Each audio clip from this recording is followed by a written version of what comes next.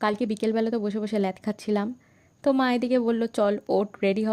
তো যেই কথা সেই কাজ, আর বসে বসে কোনো কাজ ছিল না, তো মায়ের সাথেই বেরোলাম একটু কেনাকাটা করব বলে।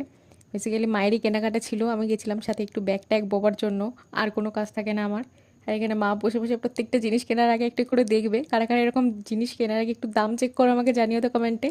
দেন এদিক ওদিক ঘুরে কেনা তো হয়ে গেছিলো 1/2 ঘন্টার মধ্যে, কিন্তু বিলিং কাউন্টারে দাঁড়িয়ে থাকতে যে কি বিরক্ত লাগে কি বলবো। তারপর তো টোটো করে মায়ের সাথে বাড়িও চলে আসি। আর বাড়ি এসে আমার তো আর তস হয় না, কি জিনিস কিনে টিনে আনা হয়েছে আমি আবার নিজেই দেখতে লাগলাম। টুকটুক করে আবার ব্যাগ থেকে সব কটা জিনিস বার করলাম। তার মধ্যে যেগুলো আমার ছিল সেগুলো আবার সাইড করে রাখছিলাম আর কি। তো দাঁড়াও লাস্টে আমি দেখাচ্ছি কোনগুলো আমার জন্য আনা হয়েছে আর কোনগুলো এমনি বাড়িতে নর্মালি কাজে লাগবে সেই জন্য। তো এই যে এই চকো পাউডারটা, এটা আমার পারপাসে কেনা, কিছু একটা বানাবো বলে কিনে এনেছি। আর এই আলমন্ডটাও আমারই বলতে পারো, এবার বাড়িতেও সবাই ট্রাই করে। বাট এই দুধের গুঁড়োগুলো আমার প্রচণ্ড ভালো লাগে, এটা আমার জন্যই।